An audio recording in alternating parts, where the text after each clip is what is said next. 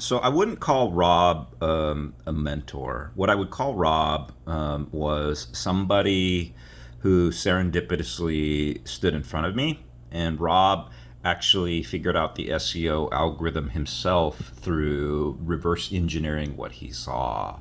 And so basically, what happened was I saw 6 or 7 SEOs in the SERP for Seattle SEO. So if you did the search Seattle SEO or SEO Seattle, I noticed the same names popping up. And Rob was one of them. I just emailed him and said, "Hey, by chance, would you be willing to teach me in exchange for me paying you, all the amount of money that I basically would make from your teachings?" And he was, he thought, maybe this is interesting. Let's give it a try. And so what Rob did is he struck a deal with me where I would pay him somewhere in the neighborhood of like 60% of each of my deals. And I was so hungry at that time that I was like, sure, whatever you teach me, I'll pay you 60% of whatever. I mean, this is actually not unheard of in real estate. When I first joined, there was lots of deals when you would get leads from other realtors, they would charge you like 50% or sometimes even higher. And so it was not uncomfortable for me to pay someone that much money because, I mean, we pay money for college and graduate school, like even higher. And so I was completely willing. So what he taught me was how to analyze SERPs. So you know what SERPs are, but for the audience, just in case, SERPs are search engine results pages. And so he showed me a way to analyze opportunities. So what he did is he'd show me some keywords, and then he'd be like, "This is how you look at this page," and then you determine whether or not it's strong or weak. And then what you do is when you find the weak pages, you go and attack those. And the other thing that he shared with me, which, Farhan, you know this, but he gave me a great vendor. He showed me this Thailand vendor who built backlinks at that time. And so at that time, backlinks being built in a relatively artificial way was working. And I didn't know it was gray hat. I didn't know it might even be borderline black hat. But what I knew was it actually ended up, frankly, driving the positions really, really fast. I was actually shocked at how fast it basically helped us get to number one, how fast it helped our clients get to number one, and frankly, he taught me those two things, and I walked away literally empowered to help anybody. And so we didn't keep the relationship for more than I think a year, from what I remember. So he soon went away. So he was primarily just motivated financially. So there was no real quote unquote mentorship, if I can call it that.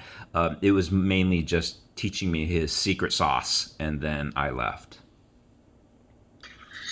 That's really, that's like, it looks like that has surely been a game changer, and it's very creative, like going out and just finding someone specifically in your space who really know what he's doing, and then cracking a deal, and then learning from his experience, and then implementing. So it's super creative, and I think it's relevant today.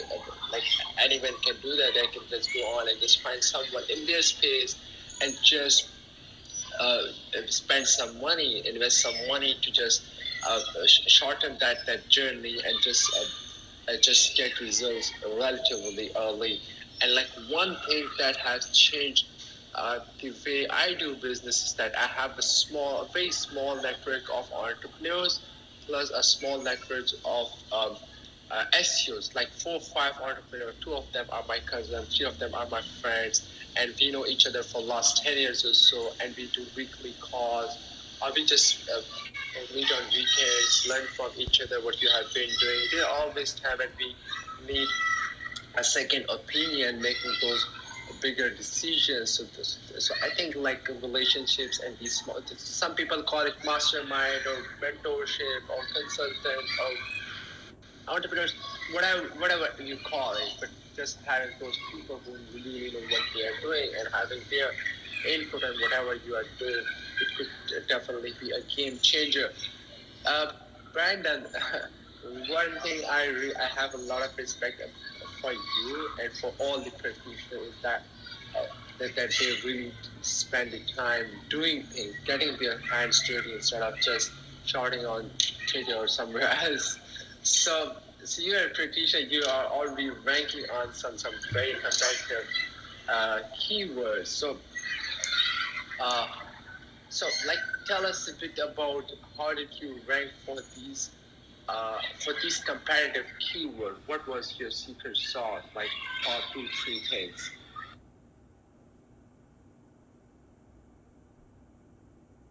Sorry, I was having some difficulty with the mic, but real quickly, so the secret sauce was what I just highlighted. Was those backlinks, but the most important secret sauce, because it's kind of interesting when I SEO'd these websites using that backlink process, I saw some of them take a huge hit in 2011. And what happened to them is when the algorithm switched and Google started to highlight that certain websites had really bad backlink profiles and they actually punished them hard. We didn't see the hit with our agency website because what I did is something a little bit different for our site. And it wasn't intentional, but it was just because I wanted to make sure that we proved ourselves before anybody, would work with us. I really believe in the practice what you preach concept, right? I make sure that we do whatever I say to other people first. And so what I did was I spent somewhere in the neighborhood of like 6 hours a day building backlinks. I went out and did anything from blog commenting to forums to all these little techniques that you and I know potentially work. And then the other thing that I did was I signed up for every directory possible. So I went to every single local Seattle related business, kind of directory or chamber of commerce.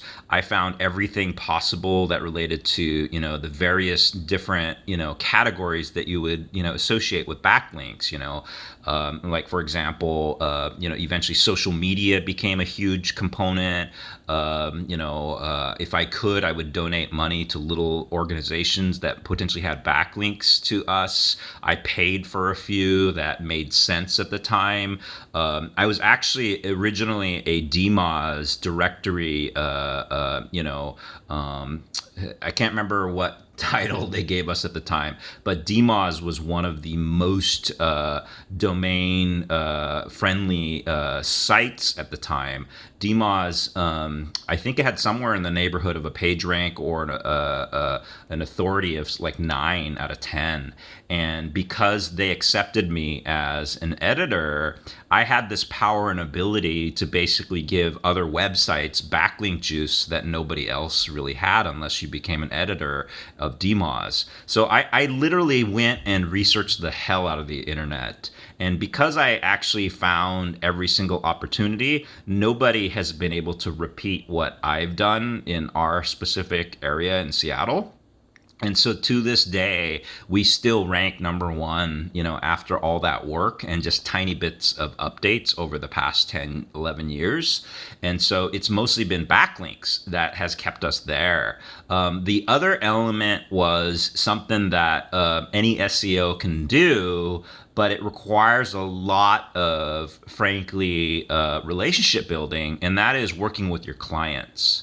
And so if you are able to honestly work with your clients and then have them build backlinks to your agency and then, supporting you, and this is an ongoing thing, right? Because it's not just backlinks, but it's actually reviews. So if you Google our brand, or you Google Seattle SEO or Seattle SEO Seattle, you'll see that we have quite a few reviews. So we were one of the first, if not the first, to really get reviews, in the 5-star range. And so that's contributed also to our position within, at least the local pack, which is what we retain basically number one position. Now we've dropped a tad in the normal organic results because what I do know about that part is, it relates to a few other factors. factors that we just haven't spent enough time on.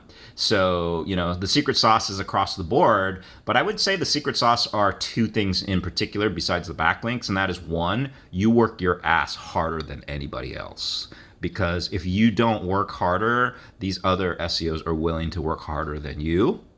And then two, really do a good job managing and working and honestly delivering value for your clients. There's a lot of clients that I've helped over the years for free. And because I've done that, they've given a lot of literally love right back in terms of reviews, in terms of recommending to us to other companies, and in terms of just honestly just being good human beings and contributing back to society. So if you do those two things in addition to everything that we talk about in SEO, I think you'll win. So I don't know if that helps. It definitely helps. And for the people who don't know, if I can remember right, like demos was like it was a huge directory back in the days, and it was very hard to get on it, to get listed on demos directly. Just think of demos as Forbes of today. It was that hard, and if you get listed there, you have done like you have done like 30 or 40% of the SEO for your website with the backlink perspectives. That's something good. And second thing I see in your case, Brandon, what you have done different is that just taking a website, having a specific goal, and doing anything and everything, whatever it takes to get it ranked there. The kind of commitment and the kind of like actually executing every single strategy you can think of with all the available options at that specific time. And like so that's a kind of commitment that's pretty unusual, and like you said, working your ass off. So that's very interesting for me at least, and that's exactly what it takes today, and it's no different. Uh, Brandon, you have been into SEO for quite a while. How has it changed over these years? And if you look at the way SEO happens back in the day and the way it is right now. That's an awesome question. Why? Because it isn't really the algorithm that's changed in my mind. It's the management behind Google that's changed in my mind. And there's other components as well that was always kind of the foundation of what Google is. And, when we talk about SEO, I would argue we should talk about SEO from a Google standpoint, because if you actually look at SEO from a Bing standpoint, for example, and, ComScore argues that, Bing has now captured about 26% of the United States search market, which I found out coincidentally last night for the first time. Conductor, one of the bigger SEO tools and websites out there, argues that actually that statistic is wrong. They argue that Google still is significantly the most ubiquitous search engine in the United States. But with all that said, how has it changed, and why do I argue it's management? Because when you look at actually Google, Google tries to do one thing and one thing only. Google tries to create the most relevant results to you, right? They're doing it through content and credibility, and they're doing it through the technical signals that they know work and show that basically you are the most relevant result on the web for every single search term. And so Google has always been that way. But when I say management, what I'm saying is that the people behind the scenes who are managing all the engineers who are constantly working on the algorithm, what they've kind of defined or decided to do moving forward is they wanted to actually focus on SERP features. So for everybody in the room who doesn't know what a SERP feature is, the search engine results page, i.e. SERP, features are different types of results, including video, tweets, everything in the knowledge panel, and all these different components that feed into that relevance that Google has always tried to define as the main criterion, right? And so when I say, again, management maybe has influenced this, they have decided at all costs to deliver basically things, whether or not they're websites or whether or not they are Google produced, like basically Google My Business, Google Flights, Google Shopping, as you see more and more, which I think is a poor decision on Google's part, because if they actually did a good job of making sure that all of us were the main drivers of these different functions like Google Shopping, etc., then they would have put more power in our hands. But they have decided, and this may be part of the reason for Google's downfall, maybe in the long run, until someone gets smart, until Microsoft decides to get smarter with Bing, or someone just literally becomes a better search engine. But at some point, just like today in society, where information is becoming questioned, because of silly people like Donald Trump, if there are macro decisions like this that put, basically things like basically the narrative in the hands of just Google versus allowing democracy to prevail, I worry that Google will actually piss people off enough that they will start not using Google. But with that said, Google still delivers a lot of relevant results, and they still, with Google My Business, with Google Shopping, with Google, Flights and everything else, seem to deliver those relevant results. Because, I mean, like, for example, Google Flights. I will be honest, I use Google Flights. I don't know about you, Farhan, but last night I was even looking for some tickets to Hawaii, because yesterday I finally had to try to get my tickets. And I went to a site directly, i.e. delta.com, and I found the airfare to be $100 or $200 more expensive than Google Flights, because the affiliate link that they pull from Google Flights into Delta gave me a completely different price, which I was kind of blown away.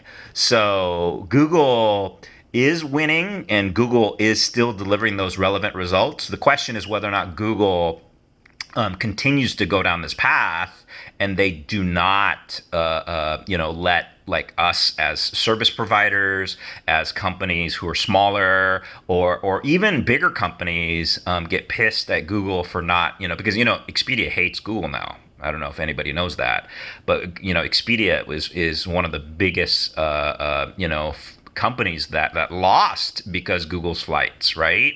And so they're trying to sue Google with this cohort of companies in the travel industry that are pissed that Google has changed and decided on their own that they will control the narrative. So I don't know if that makes sense, but frankly, I think it's an interesting world as far as how Google is trying to make search as relevant as possible. You have an interesting perspective on looking at things like Google, like branching out and expanding in these different verticals instead of being just having one kind of serve feature. It have like all these portals and competing with these different verticals and spaces, and different people have their own opinions on that. And it's obvious that some of these giants would be liking it, and some people. So, Brandon, do you think Google is fair? That's an even better question. Is Google fair? Is society fair? It's funny because there'll be a lot of people who argue, frankly, for example, getting into Harvard's impossible, right? Or getting into Stanford even more difficult. Same thing with like the actually more difficult universities, like in India, China, or Korea. Those universities admissions rates are even worse than even Stanford and Harvard. Well, is SEO at that level? Like, is it that hard to figure out? I'd argue with those admissions, it's not that hard. Even though it's 1% or 4% or whatever percent, that's very, very rare. SEO is the same, right? We have Moz's blog. We have Ahrefs blog. We have the ability to build websites with WordPress. We have a lot of other things. We have literally this room where we're guiding and teaching people how to actually do SEO, right? So is it fair? Well, that's a good question because again, it's iPhone users who have this ability to basically learn SEO from you and I or our room on Tuesdays at 8 a.m. Pacific Standard Time every week. And frankly, all the different groups and little things that you and I do to learn SEO, and so it required us to be relatively savvy and understand that there's ways of actually learning information like this and staying ahead, right?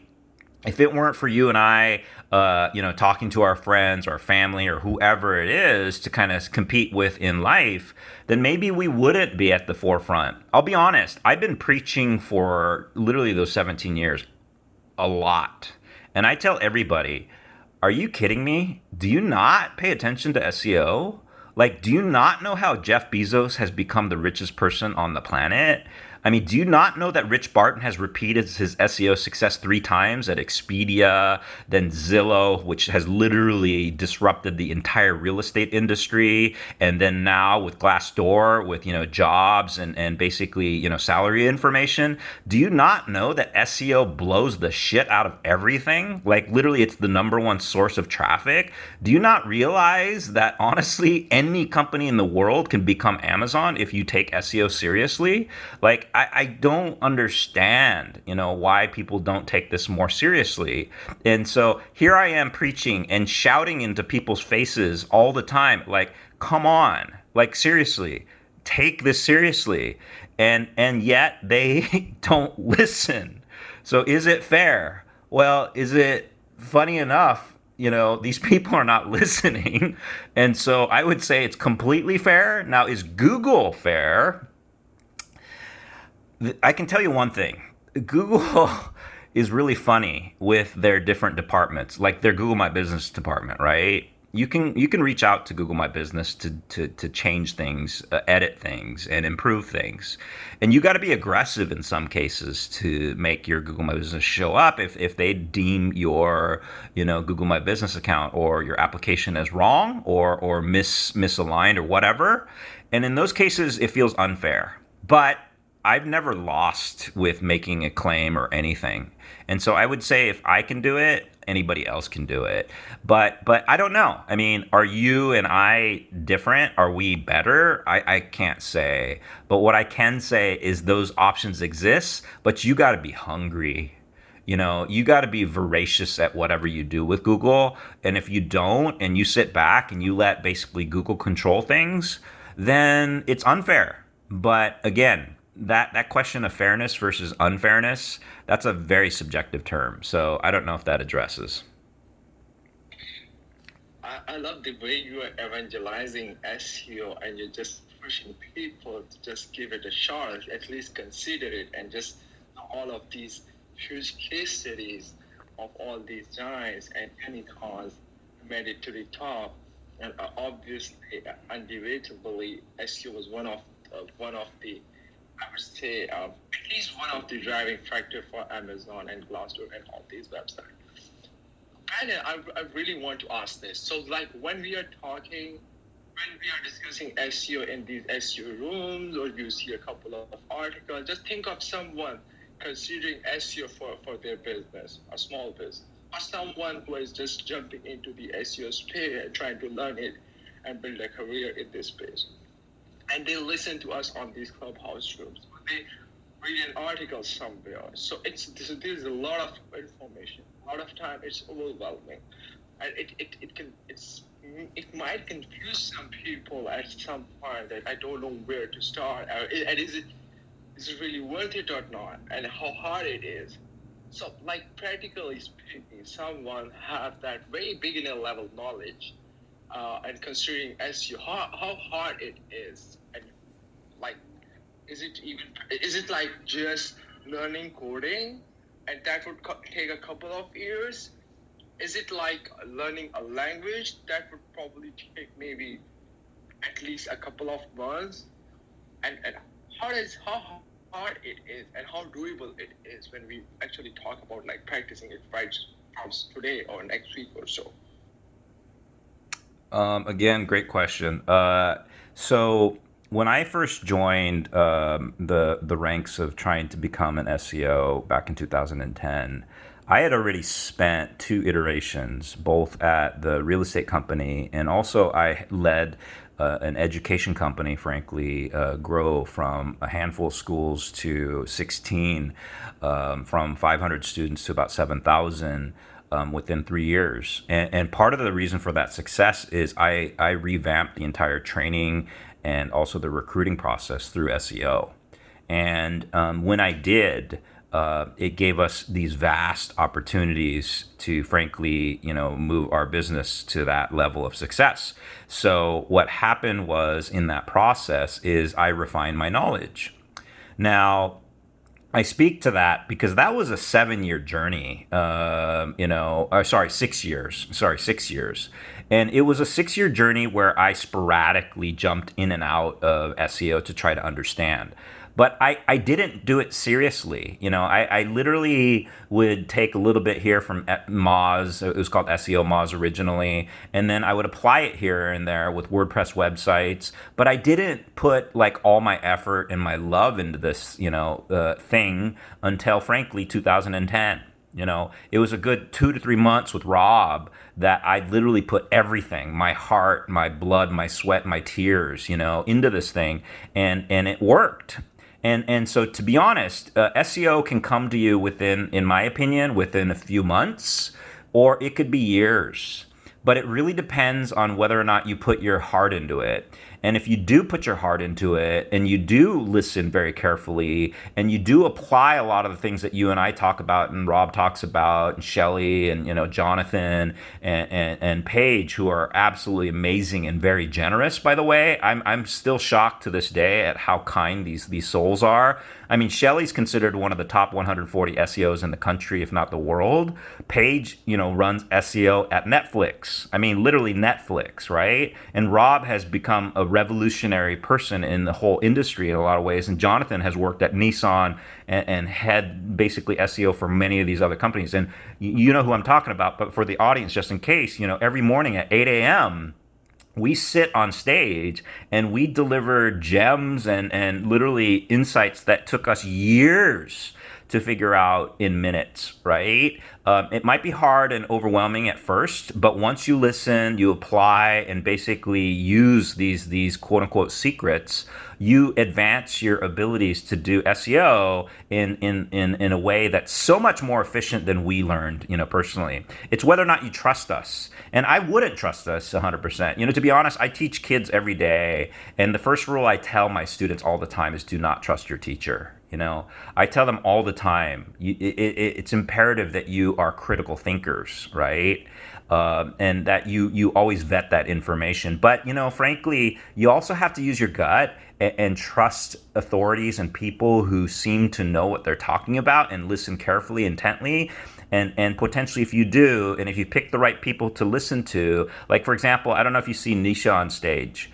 Nisha is somebody I met just yesterday, and she knows a lot about crypto, and I use my gut and believe in what she says from how she says it and her background. And I will potentially advance my crypto knowledge, a little faster than I would by going and researching everything on my own. Right. And so if people come to that stage and people get to listen to us, or they ask questions, or you even, Farhan, asking me to come here and talk to everybody about this, and people listening, it can advance very quickly. Right. But again, you still need to vet it out yourself. I would argue it would take at least a good 6 months to truly believe in it, and not believe in it, but rather learn from it. It depends on whether or not you set up the analytics correctly and evaluate those analytics on a regular basis to kind of suss out what you think is working. It depends on whether or not you do what you did, Farhan, which is talk to these people on a regular basis and prove and disprove your theories. If you're not doing all of that, it's going to take a lot longer. So I hope that helps. Yeah, I would say, let's put it like this. I'm on Clubhouse for I think 2 months or so, and I somehow got this room that happens on Tuesday, 11 a.m. EST, and I think 8 a.m. PST. 8 a.m. PST. It's the SU fundamental rooms. Brandon, and a lot of our SEO friends are there on the stage. It's a pretty open space. You can come up on stage, ask your questions, just get there. And that room, specifically Rob Berghoff, I would say that was a game changer, at least on Clubhouse for me. Because of getting there, I got connected with Rob, and then Rob introduced with me to some awesome people on Clubhouse. And besides that, so I was sharing stage, for example, with Brandon and many other people, and we didn't, and honestly, we didn't have a one-to-one call so far, but we still have that some sort of connection, and I would say some sort of friendship, and we know each other. We can, and honestly, we sometimes we kind of trust each other. So I would say that Rob was the people connector for me, at least, and that room was a kind of a launch pad for me on Clubhouse. I'm not saying that that specific room is gonna be like that for every single one of you, but it could be maybe some other room or some other place or some other forum or some Facebook group. So you need to still put that some sort of effort and find your sweet spot or find your kind of people, the like-minded people. I personally believe a lot in relationship. I believe a lot in that, and that's one thing I see is probably a game changer for Brandon too. So a second takeaway for me is that it's kind of a validation on in what I believe, that SEO is it's no rocket science. It's not like doing a PhD. Yeah, you can go as deep as you want. It can get as complex as it can be for different sort of depending on what kind of website you are working on and what's your vertical like. But for really mom and shops, mom and pop shops, small businesses, a small blog, or someone getting into this space early in their career, it could be literally. And if you, it's subject to if you are willing to put a lot of time into it, working literally 10, 12, 14 hours a day into it, and have a bit of investment to put into this, and you're willing to just go out. And I would just share one thing. So went back in the days like 2010, 11, 12, in those days, I would just do I did something simple, very simple. So I built a blog I would build a blog. We used to call it a membership site back in this, with typically one page, one landing page. I would have an ebook on that, and I would try to rank that and sell that ebook. And I would do just one simple thing. I would just go on to Google when I'm doing on-page SEO for that specific page. I would just go on to Google, find every single article about on-page SEO, list down all the tips and factors they would have mentioned, creating a checklist and implementing all of them that I understand. If there's something I don't understand, I would just put it aside for a while. But the things I understand, I would just implement. Same is exactly what I would do with the content. Same is exactly what I would do with the backlink, right? So the moment you do that, and it's even easier today because there are a lot of blogs out there. There are a lot of Clubhouse room, blogs, people are talking on Twitter and whatnot. So you just go on, pick a website, go on, find everything you find online, and just start with that. And they're saying that every single information out there is perfect. There are a lot of things that can be debatable, but if you are early in your early stage of your SEO journey, you don't want to care about that. You want to implement every single thing and just see how does it go. Brandon, what are some good resources? I asked, we discussed this with a couple of things in every single room because it's really needed. So what are some resources you would suggest to people who want to learn SEO? Some blogs, YouTube channels, rooms, anything. And you can obviously mention your own resources if you have any.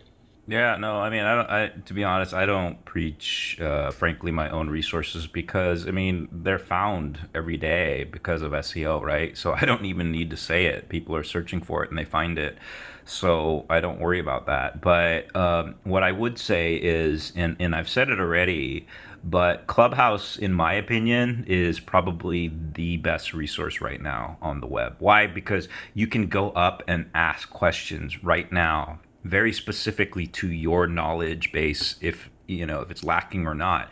And you can literally ask people questions that relate to your understanding, right?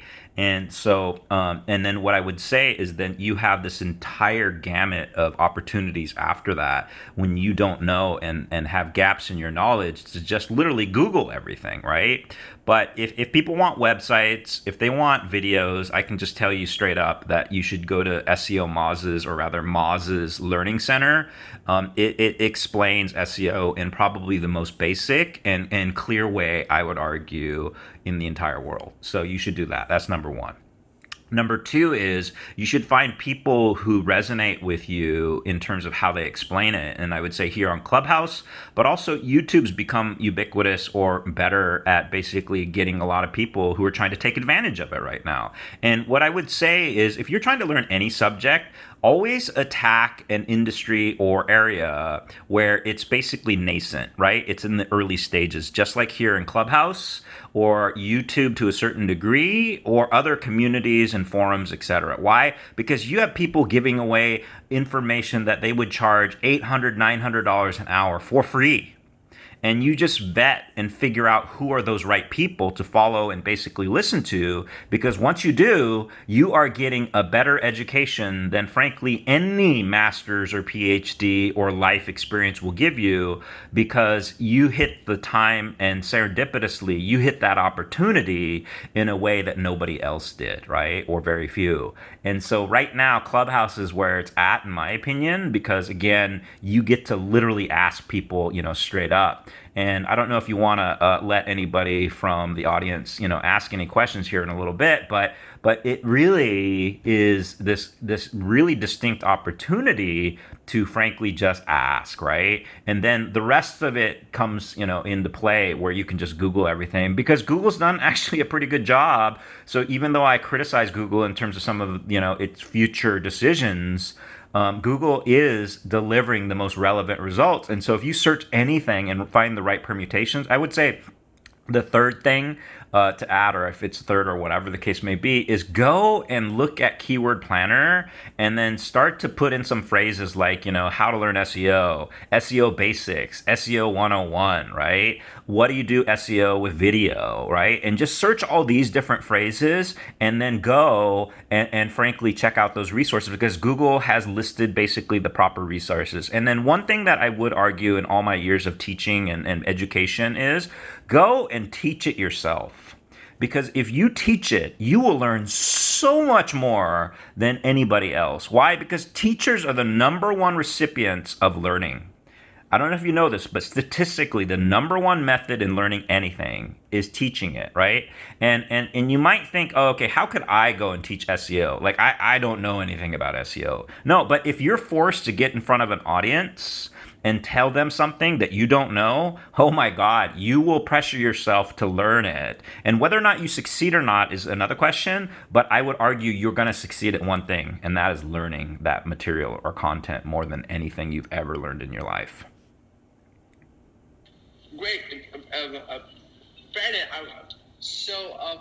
I think we agree on a point that if you can find a subject matter expert online and we can spend some time with them and we can ask the right questions, and that can make us wiser 3, 5x, or maybe even 10x. And all of us talk a lot about relationship building in whatever space we are. So does even people respond to the messages or the email pitches or whatever?